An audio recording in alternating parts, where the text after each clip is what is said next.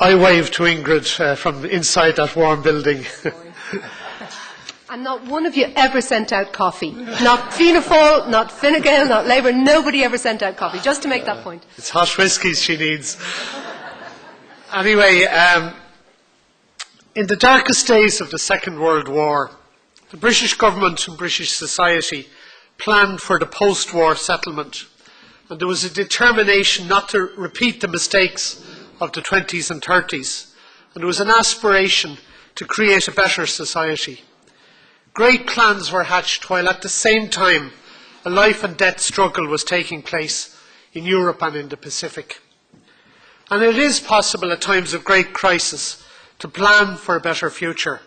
In fact, the aspiration of getting to that future can assist in overcoming the immediate crisis.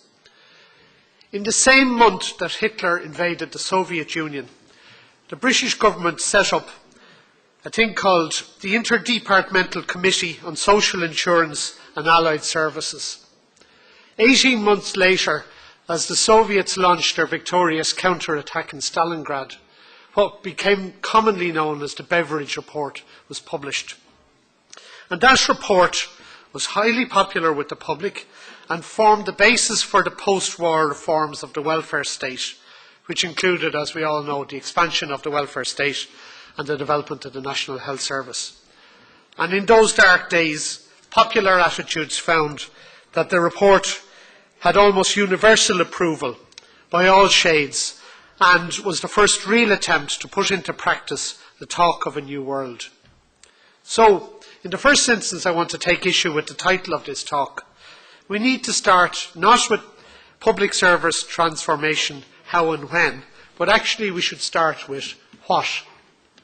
We need to define what our aspirations are, and that's a task for all of society, but the role of government is crucial. Our economic and fiscal model has failed. Everybody knows that. However, part of the current demoralisation of our people is caused not just by what has happened, but by their well-founded fears that there is a deliberate and systematic plan underway to rebuild the very economic and fiscal model that failed us. That's not uniquely an Irish failing. National and international institutions seem bent on rebuilding rather than reforming the failed international financial system. Public services are a mark about how a society organises itself, as the Deputy said, how it cares for its dependents and how it plans for the future. And while we have different issues and agendas to face compared with the British in 1941, there is an opportunity, if not a requirement, to map out a vision for the public service that will exist in 5 years' time and beyond. This should involve seeking to build a shared vision and possibly a consensus on how our healthcare system will work, our childcare provision, our elderly supports, our education system, our skills and training, the role of our local authorities and state agencies, and the remit of our civil service. If we're to transform our public services, we need a set of goals and targets. We need to have a vision of the future as well as a vision for the future. Without this, transformation is at best merely tinkering. At worst, it's a much more sinister exploitation of the crisis to force through the concept of a minimalist state, which has not been the subject of proper democratic debate or decision. We've had too much tinkering in the times of the economic boom. We focused our debates on the structures of our public bodies and not on the desired outcomes. For instance, we had endless debates about the abolition of the health boards and the establishment of the HSE without focusing on what those bodies were actually required to achieve. A few years later, we're changing that again, and there's little debate about the vision of what we want. From a trade union perspective, we were sucked into a futile set of talks and negotiations on structures and not on deliverables. The result was a wasted effort. We saw plenty of change that failed to bring us nearer to the type of public service people tell us they want. One characterised by accessibility, quality, fairness and accountability. My great fear about the comprehensive spending review that's currently underway is that we will repeat that experience over the coming months. All the talk is about amalgamating bodies, abolishing bodies, merging them, assimilating them, or even allowing them to survive. Most of us accept that our loss of economic sovereignty means that the practical options ahead will mean painful cuts and reconfiguration of services. But there's too little discussion about what public services we will deliver now and after the recovery. In short, the government and the public service seems to be having an internal conversation, far distant from the immediate concerns or indeed long-term aspirations of the people. That's not to say that there shouldn't be a debate on organisational structures or service delivery models. There is an urgent need to design and refine the most efficient and cost-effective organisational models. The Croke Park Agreement facilitates that and gives the government, unions and the public an invaluable tool to deliver these outcomes in a time of crisis. But I'm suggesting we actually need to look beyond this. We need to place what we do in a context. We need to have a vision or a goal. We need to have ambitions that go beyond the need to pass the targets set by the Troika. A number of simple questions take us to the heart of a debate on our public services.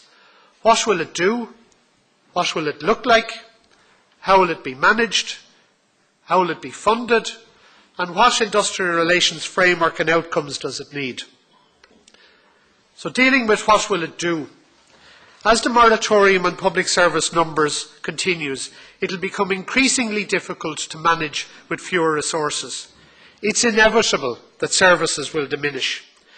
We all aspire to doing more with less, but the reality in many cases is that we will be doing less with fewer resources. That's the consequence of losing our economic sovereignty. The government and public service management need to be honest with the public instead of creating expectations that cannot be delivered or achieved.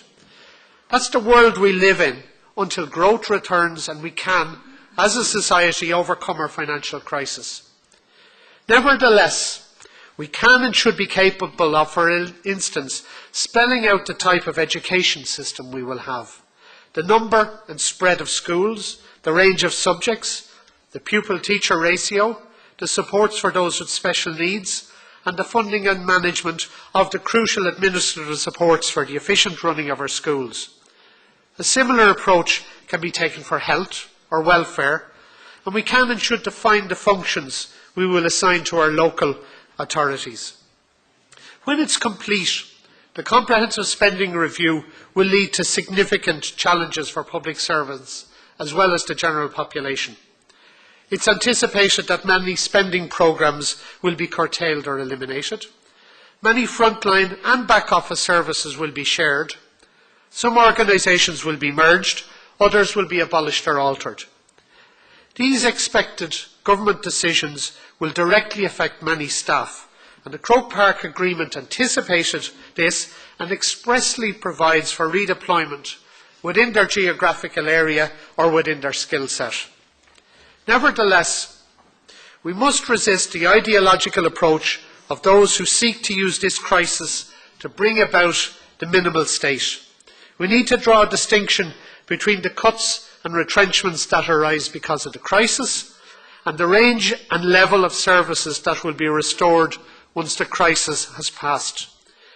We've already done this for public service workers under the Croke Park Agreement, which contain provisions for the restoration of the income cuts once the crisis has abated. And I believe the same approach could and should be adopted for the general population. What the public service will look like. The Croke Park Agreement allows us to envisage and prepare to build a public service that's fit for purpose. It should be more web-based. It should have one-stop shops with integrated IT systems. It will have many shared services in the area of backup functions like payroll, HR, superannuation, information technology, and plant and machinery. There will be fewer agencies, and we should see the shape of this emerging from the spending review. It should also have a reform agenda not necessarily to save a lot of money in the short term, but to change things for the better in the long term. It should implement reforms that are long overdue and include things like the delegation of the management of budgets, modernising the method of appointment to and promotion in the public service. The question I ask, why could an engineer or an accountant become a manager in local government or in the health system, but not in the civil service? Why can't staff be promoted across streams or employments or sectors, especially as under the rules of Croke Park, if they're surplus, they can be moved across those barriers? How will the public service be managed? In the first instance, we should act on the explicit recommendation of the OECD and establish an integrated and interchangeable public service management. Predictably, this recommendation has moved into what's called a senior civil service, thereby excluding operational managers in education, health, agencies and local government. To be effective, a senior public service needs to allow for cross-stream transfers and career paths. Local authority and health managers should be able to occupy senior positions in the civil service and vice versa. Public servants who have management roles face particular responsibilities under the Croke Park environment. Many of them, to be truthful, only have experience of managing in the good times. All of them developed their careers in a culture of top-down decision-making with central control of staffing, resources and budgets. Managers will have to break out of the traditional funnel worldview. Under the pressure of the crisis, many public service managers are actually learning to live with diminished resources. And it was heartening from the point of view of the implementation body to see local initiatives with suppliers being challenged to deliver goods and services at lower costs. Organisations were grouping together for bulk purchase of energy and other supplies. But those examples only existed within individual sectors, and there's a need to broaden the horizons of public service managers and forge links across sectoral boundaries. I believe local government, with its local footprint and local decision-making, has a clear role to play in this. It must be said that there is a significant challenge facing public service managers in recognising and facing up to the new realities. Dealing with managers who fail to perform is a matter that will have to be considered in detail by the new department. And it must be said that it is not acceptable for managers to hide behind and misrepresent Croke Park. It's actually possible to conclude from a trade union perspective that some managers believe life would be much easier for them if their staff took another pay cut instead of them having to undertake the hard graft of managing with fewer resources. How will the public service be funded? Actually, the answer to this is quite simple. It will be through taxes and charges, and by the end of the EU IMF programme, it won't be funded through borrowings. As a society, we need to have a grown-up discussion and debate about how we fund our public services. For too long, we pretended we could fund our public services through windfall taxes on property transactions. Reality is dawning. We need to tax income and property. The principles of taxation should be that they're progressive, meaning the more you earn, the more you pay, and affordable, meaning that standing charges should not apply to those who can't afford them. But we will also have expenditure taxes. We will have to charge directly for some public services. And the balance between all of these is what is and should be the arena of legitimate political debate. What is not acceptable is for politicians and lobbyists, and indeed trade unionists, to oppose every proposal without proposing realistic alternatives. The last heading I want to deal with is what industrial relations framework and outcomes does it need? And trade unionists must recognise that in many cases in the public service, our unions and union structures were designed for a different era. Last year, the ICTU set up a commission on the future of the trade union movement, and in effect they said that union structures were built on opposite sides of what we'd see as Berlin walls. The civil service was a standalone entity, local government was, health was, education was, and that world will not survive. The Commission recommended that unions should recognise the fact that those walls have fallen down, and we must rebuild our union structures to cater for that. And the Impact Union is willing to engage in the consequences of that. We should also, from a practical point of view, have all public servants using the same industrial relations machinery as applies in the private sector. Everybody should use the Labour Relations Commission and the Labour Court, as opposed to some parts of the public service having their day out in front of a senior council with the strange and weird and wonderful outcomes that very often come from those quarters.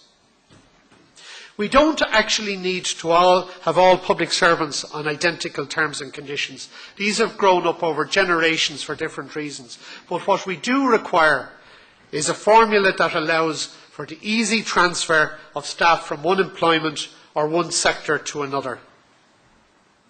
Croke Park is an agreement between an employer and its staff.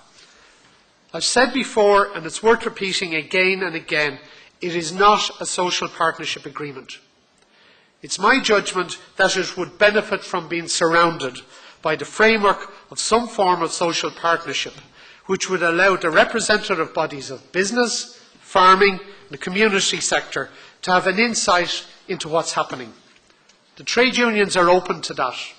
I believe the other social actors are, and it's a matter for government to decide if and how this can be developed, and I believe it should. At the very least, some form of social partnership or social dialogue will involve us missing the point and getting involved in gratuitous and ill-informed comments about what's going on.